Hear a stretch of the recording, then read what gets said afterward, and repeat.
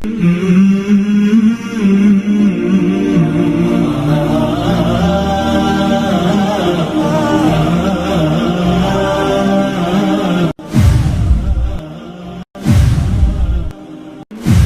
साहब ने हमेशा ऐसा ही किया है कि जो अपने मतलब की बात है ना, वो चाहे किसी भी जगह से, चाहे जिन्नों से मिल गई ना, वो भी ले लिए। जिन्नात ने नोहा किया। अरे तुम्हारे लिए दलील जिन्नात है। अब जिन्नात की तकलीद शुरू हो गई जब बाबों की बात आती है। नाम है बाबी, नाम है बाबी। अब जिन्नाती तो हो गया ना, कह दिया करो नाम है बाबी, नाम है बाबी, मैं हूं मिर्जा जिन्नाती जिन्नाती। अपने मतलब के लिए एक जिन्नों का हराम काम तुमने अपनी दलील के तौर पर पेश किया। यार अगर कोई आदमी कह दे मैंने लोगों को मातम करते देखा, तो इसका मतलब मातम जायज हो जाएगा। मैंने जिन्नात को मातम करते सुना, नोहा करते सुना, इसका मतलब जायज हो जाएगा। आपने फरमाया कि मातम करना भी हराम है और मुहर्रम के अंदर स्याह लिबास पहनना भी हराम है। तो इंजीनियर साहब तो कहते हैं कि मुहर्रम के अंदर जो है ना शहादत हुसैन पर रोना, और इस हवाले से उन्होंने ये जो है ना वो जिन्नात का मातम करना भी कुछ साबित किया है। तो कुछ और भी इस तरह की उनकी बातें हैं, तो इस हवाले से आप क्या फरमाएंगे? एक अगला सवाल है कि आपने कहा है कि मातम करना ये जायज़ नहीं है और स्याह लिबास पहनना मुहर्रमों में ये जायज़ नहीं है, इसको देखना सुनना जायज़ नहीं है। और मिर्ज़ा साहब ने तो अपने रिसर्च पेपर में ये नकल किया है कि जिन्नात ने शहादत हुसैन रज़ी अल्लाह ताला अन्हु पर नोहा किया। मैं आपको बताता हूँ अब उसका असल। ये मेरे पास है मिर्ज़ा साहब का रिसर्च पेपर, जिसको ये हाइड्रोजन बम कहते हैं, और ये अब मिर्ज़ा साहब के ऊपर ही चल चुका है और ये उनके ख़िलाफ़ ही चल चुका है। ये इसके ना सफ़ा 30 के ऊपर मिर्ज़ा साहब ने 3 रिवायात नकल की हैं। 3 रिवायात 64, 65 और 66, 64, 65 और 66। ये बात बड़ी काबिल गौर है। मिर्ज़ा साहब ने हमेशा ऐसा ही किया है कि जो अपने मतलब की बात है ना, वो चाहे किसी भी जगह से, चाहे जिन्नों से मिल गई ना, वो भी ले लिए। और अगर अपने ख़िलाफ़ कुरान में है या हदीस में है, वो नहीं नकल की। और फिर वो ये कहते हैं कि मैंने ये शुरू में ना मिर्ज़ा साहब ने एक आयत और एक हदीस लिखी है। यकीन जानिए मैंने रिसर्च पेपर पढ़ा है और मुझे हर हदीस के बाद ये सोच आई है कि अगर 72 हदीसें हैं ना मिर्ज़ा साहब ने नकल की, तो तकरीबन 70 के ऊपर ये आयतें मिर्ज़ा साहब पर फिट होती हैं कि जो लोग अल्लाह ताला की हिदायत और वाज़ेह दलाइल आ जाने के बाद बातों को छुपाते हैं ना, तो ऐसे लोगों पर अल्लाह की लानत है और लानत करने वालों की लानत है। तो जिस हदीस को भी मैंने पढ़ा है ना, उसके अंदर मुझे समझ आया कि इसके बदले में भी मिर्ज़ा साहब पर एक पढ़ रही है। और उसके बाद एक हदीस जो है ना कि जिससे इल्म के बारे में सवाल किया गया, फिर उसने उसको छपाया, लगाम डाली जाएगी क़यामत के रोज़, उसके मुंह में लगाम डाली जाएगी। यकीन जानिए जिस रिवायत का भी मिर्ज़ा साहब ने मतलब बताया ना, तो एक मुहद्दिस की बात बताई है और दूसरे की छुपाई है। तो मुझे डर लगता है कहीं मिर्ज़ा साहब को ऐसा ना हो जाए। बहरहाल ये देखिए जी, मिर्ज़ा साहब ने हुसैन रज़ी अल्लाह ताला अन्हु की शहादत के ऊपर ना रोने की कुछ बातें नकल की हैं और उनके ऊपर नोहा करने की बातें। और मिर्ज़ा साहब ने बड़ी चालाकी के साथ हदीस का और आयात का मफ़हूम बदलने की भी बड़ी कोशिश की होती है। और अब यहाँ देखें अपने मतलब की बात।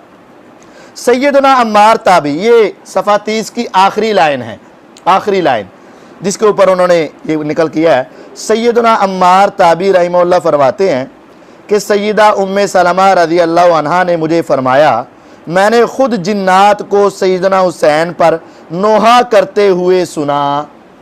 अब ब्रैकेट लगा दी मिर्ज़ा साहब ने, चूँकि नोहा तो कुरान से हराम है, नोहा तो हदीस से हराम है। मिर्ज़ा साहब ने ब्रैकेट लगा दी, नोहे के आगे रोते हुए सुना। ओ मिर्ज़ा साहब, नोहा करना और रोने में कोई फ़र्क नहीं है। नोहा करने में और रोने में कोई फ़र्क नहीं है। सैयदा उम्मे सलमा रज़ी अल्लाह ताला अन्हा कहती हैं मैंने जिन्नात को नोहा करते सुना। तो मिर्ज़ा साहब ने ब्रैकेट लगा के क्या कह दिया? रोते हुए सुना। अब तुम्हें ज़्यादा पता है या जिसने सुना और देखा उसको ज़्यादा पता है? जो आगे बता रही उसको ज़्यादा पता है। ये नोहे का माना रोना, یہ بالکل مرزا صاحب نے یہاں جو ہے ڈنڈی ماری ہے اور یہ حق بات کو چھپایا ہے اور اس واقعے کو بدلنے کی کوشش کی ہے۔ نوحہ اور رونا یہ دو الگ چیزیں ہیں۔ میرے نبی علیہ الصلوۃ والسلام اپنے بیٹے کی وفات پر روئے کہ نہیں روئے؟ کیا کہو گے نوحہ کیا؟ کیا اس کو نوحہ کہہ سکتے ہیں؟ نوحہ کرنا الگ ہے، پیٹنا الگ ہے اور رونا الگ ہے۔ یہ مرزا صاحب نے ڈنڈی ماری ہے، پہلی بات تو یہ کہتے ہیں نا بریکٹیں، مرزا صاحب نے بریکٹاں، ہاں بریکٹیں واقعات کو بدلنے کے لیے ہیں، ان کے رخ کو موڑنے کے لیے ہیں، حقائق کو چھپانے کے لیے ہیں اور لوگوں کے ذہنوں کو خراب کرنے کے لیے ہیں۔ پہلی بات یہ۔ دوسرا، جنات نے نوحہ کیا۔ نوحہ کو تو ہم جائز سمجھتے ہیں، نوحہ کر سکتے ہیں۔ نوحہ یہ کہ اشعار کی شکل میں آپ واقعہ کربلا بیان کریں جو صحیح سند سے ثابت ہے، یا اہل بیت کی شان بیان کریں۔ مسند احمد میں صحیح سند کے ساتھ حدیث ہے، ام سلمہ نے، میں نے اپنے ریسرچ پیپر میں بھی ڈالی ہے، ام سلمہ رضی اللہ تعالی عنہا ہماری والدہ نے جنوں کو حضرت حسین پہ نوحہ کرتے سنا تھا، یہ صحیح سند کے ساتھ مسند احمد میں۔ ارے تمہارے لیے دلیل جنات ہیں، اب جنات کی تقلید شروع ہو گئی۔ پہلے قرآن بھی آئے نہیں، حدیث آئے نہیں، جنات آئے، ہاں ہاں ہاں چونکہ جنات نے نوحہ کیا تھا اس وجہ سے ہمیں کرنا جائز ہے۔ انا للہ و انا الیہ راجعون۔ ارے جب بابوں کی بات آتی ہے، نام ہے بابی، نام ہے بابی، اب جناتی تو ہو گیا نا، کہہ دیا کرو نام ہے بابی، نام ہے بابی، میں ہوں مرزا، جناتی جناتی، یہ کہہ دو۔ یعنی اپنے مطلب کے لیے ایک جنوں کا حرام کام تم نے اپنی دلیل کے طور پر پیش کیا۔ یار ایک جنات کا حرام کام اپنی دلیل کے طور پر پیش کیا۔ اگر کوئی آدمی کہہ دے میں نے لوگوں کو ماتم کرتے دیکھا تو اس کا مطلب ماتم جائز ہو جائے گا۔ میں نے جنات کو ماتم کرتے سنا، نوحہ کرتے سنا، اس کا مطلب جائز ہو جائے گا۔ یار یہ کیسی دوگلی پالیسی ہے، لوگوں کو بتاتے ہیں صرف قرآن حدیث، یہ علمی باتیں، یہ معلومات ہے، صرف قرآن اور حدیث۔ یہ اوپر ٹائٹل دیکھو، فرقہ واریت سے بچ کر صرف قرآن اور صحیح الاسناد احادیث، یہ اوپر سب سے اوپر لکھا، فرقہ واریت سے بچ کر صرف قرآن اور صحیح الاسناد احادیث کو حجت دلیل ماننے، یہ نبی علیہ السلام کا فرمان ہے، یہ قرآن ہے یا قرآن اور حدیث کے مخالف عمل ہے؟ اب دلیل کے طور پر کیوں پیش کیا؟ میٹھا میٹھا ہاپ ہاپ، کوڑا کوڑا تھو تھو۔ اب وہ اپنے بابوں کی بات کریں تو تم ان کے اوپر چڑھ دوڑو، اور صحیح بات ہے چڑھ دوڑو، اور تم جنات کی بات کرو تو یہ تمہارے لیے جائز ہے۔ وہ جنات کون تھے؟ وہ تیرے لیے دلیل اور حجت ہے۔ پھر اس سے اوپر مرزا صاحب نے جو مقدمہ پیش کیا اور چند باتیں کی وہ بھی میں آپ کو سناتا ہوں، دیکھیے گا ذرا۔ یہ صفحہ 30 کے اوپر ہی نا مسند احمد کی ایک حدیث بیان کرتے ہیں مرزا صاحب کہ سیدنا ابو عبداللہ تابعی رحمہ اللہ کے بیٹے سیدنا عبداللہ بن نجی رحمہ اللہ اپنے والد سے بیان کرتے ہیں کہ سیدنا علی بن ابی طالب رضی اللہ تعالی عنہ کے لیے سامان سفر، سامان طہارت کا بندوبست میں کیا کرتا تھا۔ وہ سیدنا علی رضی اللہ کے ساتھ ساتھ رہتے تھے۔ جب آپ صفین کو جاتے ہوئے مقام نینوا کے برابر پہنچے نا تو آپ نے بلند آواز سے کہا، اے ابو عبداللہ، یہ حسین بن علی رضی اللہ عنہ کی کنیت ہے، فرات کے کنارے پر صبر کرنا، فرات کے کنارے پر صبر کرنا، اے ابو عبداللہ فرات کے کنارے پر صبر کرنا۔ میں نے پوچھا کیا کوئی خاص بات ہو گئی یا امیر المومنین؟ تو سیدنا علی بن ابی طالب رضی اللہ تعالی نے فرمایا، ایک دن میں رسول اللہ صلی اللہ علیہ وسلم کے پاس حاضر ہوا تو کیا دیکھتا ہوں، آپ کی مبارک آنکھوں سے آنسو رواں ہیں۔ میں نے بے چین ہو کر عرض کیا، کیا آپ کو کسی نے ناراض کیا ہے؟ آپ کی مبارک آنکھوں میں آنسو کیوں بہہ رہے ہیں؟ تو رسول اللہ صلی اللہ علیہ وسلم نے فرمایا، نہیں، کسی نے ناراض نہیں کیا، بلکہ ابھی ابھی سیدنا جبرائیل علیہ السلام میرے پاس سے اٹھ کر گئے ہیں، انہوں نے مجھے اللہ تعالیٰ کی طرف سے یہ خبر دی ہے کہ بے شک حسین رضی اللہ عنہ کو فرات کے کنارے پر قتل کر دیا جائے گا۔ پھر انہوں نے پوچھا کہ کیا میں آپ کو حسین رضی اللہ عنہ کے مقتل کی مٹی لا کر دکھاؤں؟ میں نے کہا ہاں دکھاؤ۔ چنانچہ انہوں نے مٹی کی ایک مٹھی بھر کر مجھے دکھائی تو اس پر میں اپنے آنسو نہ روک سکا۔ یہ بات بالکل ٹھیک ہے، حسین رضی اللہ تعالیٰ عنہ شہید ہونے تھے، آپ کو جبرائیل علیہ السلام نے پہلے خبر دے دی تھی اور آپ علیہ السلام نے سیدنا علی المرتضیٰ رضی اللہ عنہ کو پہلے بتا دیا تھا، اور آپ کو جب خبر ملی تو آپ اس وقت روئے، اس میں کوئی شک نہیں۔ یہ محبت ہے، یہ پیار ہے، اور ہم بھی اہل بیت کے محب ہیں، اور ہم الحمدللہ علوی ہیں۔ علوی ہماری یہ نسبت اپنی طرف سے نہیں لگائی ہوئی، یہ ہمارا خاندان چلتا آ رہا ہے علی رضی اللہ تعالیٰ کی طرف، اور ہم بھی جب اہل بیت کا تذکرہ آتا ہے ہمیں بھی وہ غم آتا ہے، غم دوبارہ زندہ ہوتا ہے، اور ہماری آنکھوں سے بھی آنسو آتے ہیں، اس میں تو کوئی حرج نہیں۔ لیکن اس میں یہ کہاں ہے کہ 10 محرم کو خصوصی طور پر، 9 محرم کو خصوصی طور پر، محرموں کے مہینے میں خصوصی طور پر پہلے ہی سوچ کر آنا ہے کہ میں نے وہاں جانا ہے، وہاں مجلس لگانی ہے، وہاں بیٹھ کے رونا ہے، نہ بھی رونا آتا ہو تو میں نے رونے کی کوشش کرنی۔ یہ کہاں ہے؟ وہ ایک تذکرہ ہوا، نبی علیہ السلام نے سنا اور رو پڑے، کیا وہ 10 محرم تھی؟ کیا آپ اسپیشل طور پر اس کو سوچ کر یاد کر کے رو رہے تھے؟ اور کیا پھر اس کے بعد نبی علیہ السلام نے آئندہ ہمیشہ اس دن جس دن آپ کو یہ بتایا گیا ہر سال پھر اس کو سوچ کر روتے رہے ہیں؟ نہیں، ایسا نہیں۔ کیا علی المرتضیٰ رضی اللہ تعالیٰ عنہ نے جب حضرت حسین رضی اللہ عنہ کو یہ بات کہی، کیا اس وقت آپ رو رہے تھے؟ کیا اس وقت آپ کی آنکھوں سے آنسو جاری تھے؟ نہیں۔ یہ ایک انسانی فطرت ہے، ایک انسان کا والد فوت ہوتا ہے، اس کو جب ہی یاد آتا ہے وہ رو پڑتا ہے، لیکن سپیشل وہ دن بنانا، وہ وقت بنانا اور مجلس لگانا اور اس کے اوپر رونے پیٹنے کے لیے گھر سے تیار ہو کر آنا، یہ کہاں سے ثابت ہوتا ہے؟ یہاں سے یہ بات ثابت ہوتی ہے کہ نبی علیہ السلام کو سیدنا حسین رضی اللہ عنہ کے ساتھ بڑا پیار تھا، یہ بات ثابت ہو رہی۔ آپ نے جب سنا تو بے ساختہ آنکھوں سے آنسو رواں ہو گئے، آپ روئے۔ ہاں، اسی طرح کوئی آدمی نبی علیہ السلام کی وفات کے بارے میں سنتا ہے تو آدمی روتے ہیں کہ نہیں روتے؟ روتے ہیں۔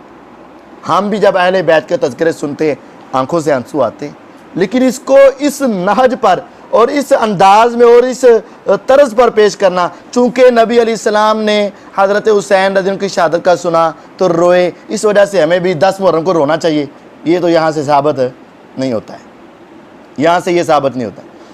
پھر آگے لکھتے ہیں کہ سیدنا جابر بن عبداللہ رضی اللہ تعالیٰ بیان کرتے ہیں کہ رسول اللہ صلی اللہ علیہ وسلم نے ارشاد فرمایا، سید الشہداء یعنی شہداء کے سردار سیدنا حمزہ بن عبد المطلب رضی اللہ تعالیٰ عنہ ہیں، اور وہ شخص بھی سید الشہداء ہے جس نے کسی ظالم حاکم کو نیکی کا حکم دیا، یہ نیکی کا انہوں نے نا بریکٹ میں لگایا، اور برائی سے روکا، تو اس حاکم نے اس حق گوئی کی پاداش میں اسے قتل کر دیا، وہ بھی سب سے بڑا شہید ہے۔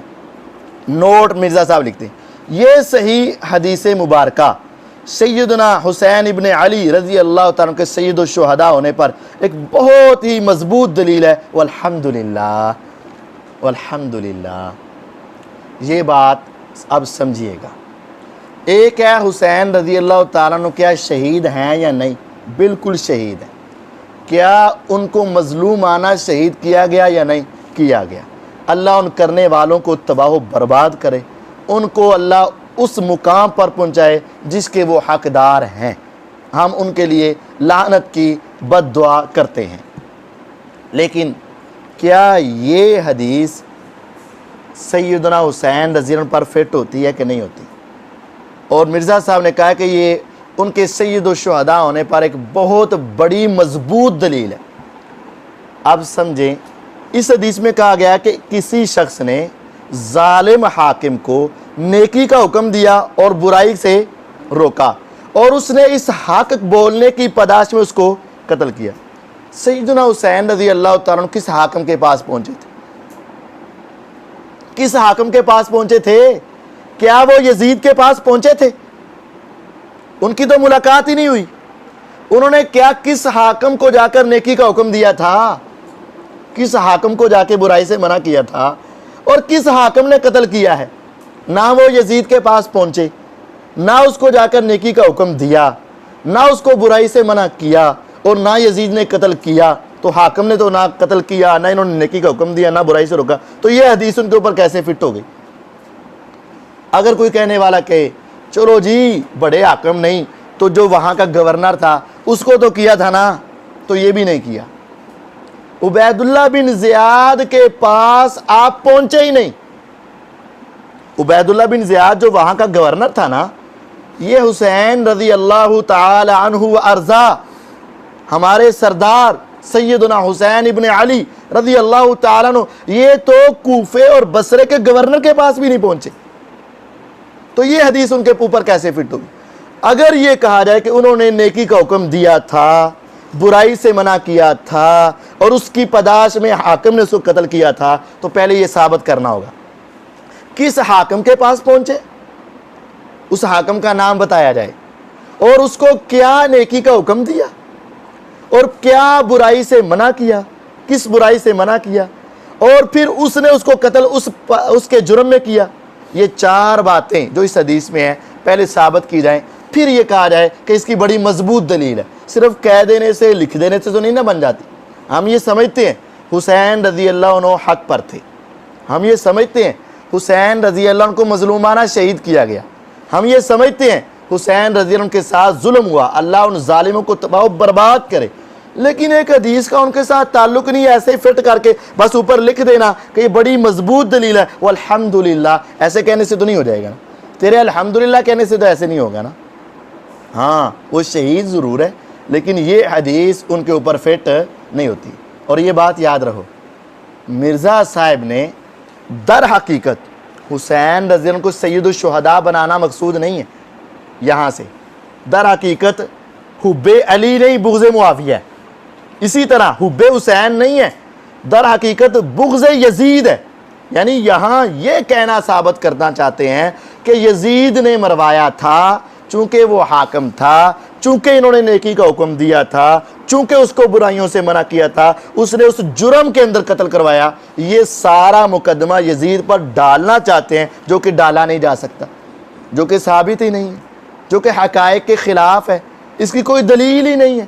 ہم مرزا صاحب کو چیلنج کرتے ہیں, اور مرزا صاحب کی پوری ذریت کو چیلنج کرتے ہیں کہ کوئی ایک شخص, مرزا, انجینئر یا اس کے کوئی ماننے والے, یہ 4 باتیں اس حدیث میں آئی ہیں کہ کسی شخص نے حاکم کو, پہلی بات حاکم کو نیکی کا حکم دیا, دوسری بات اور برائی سے منع کیا, اور اس حاکم نے اس کے جرم کی پاداش میں, حق گوئی کی پاداش میں اس کو قتل کیا. یہ 4 باتیں. آدمی نے حاکم کو نیکی کا حکم دیا, برائی سے منع کیا, اور اس حاکم نے اس حق گوئی کی پاداش میں اس کو قتل کیا. یہ 4 باتیں مرزا صاحب نے جو اس حدیث میں کہی ہیں, وہ حسین رضی اللہ عنہ کے بارے میں بتائے. کس حاکم کو کس نیکی کا حکم دیا, کس برائی سے منع کیا, اور کس حاکم نے اس کو قتل کیا, اس حق کی بنا پر. اگر وہ بیان کر دیں تو ہم مرزا صاحب کی 100% حمایت کرنے کے لیے تیار ہیں. لیکن یہ بات حقیقت کے برخلاف ہے. جذبات اپنی جگہ پر, لیکن حقائق اپنی جگہ پر. مرزا صاحب کہتے ہیں ایک بڑی پیاری بات ہے, مرزا صاحب کہتے ہیں ایک بڑی پیاری بات ہے, گولڈن کلمات ہے کہ علم کے میدان میں جذبات کی کوئی قدر نہیں. مرزا صاحب بار بار کہتے ہیں علم کے میدان میں جذبات کی کوئی قدر نہیں. ہم بھی مرزا صاحب کو کہتے ہیں اب علم کے میدان میں جذبات کی کوئی قدر نہیں. محبت اپنی جگہ پر, احترام اپنی جگہ پر. ہم یہ کہتے ہیں حسین رضی اللہ عنہ شہید ہوئے, جنت یہ آدمیوں کے سردار ہیں, نواسہ رسول ہیں, پیغمبر علیہ السلام کی خوشبو ہیں, ہماری بھی خوشبو ہیں, لیکن علم کے میدان میں جذبات کی کوئی قدر نہیں. یہ ہم نے آپ کو علم کا چیلنج دیا ہے, آپ اس کو ثابت کرنے کی کوشش کریں.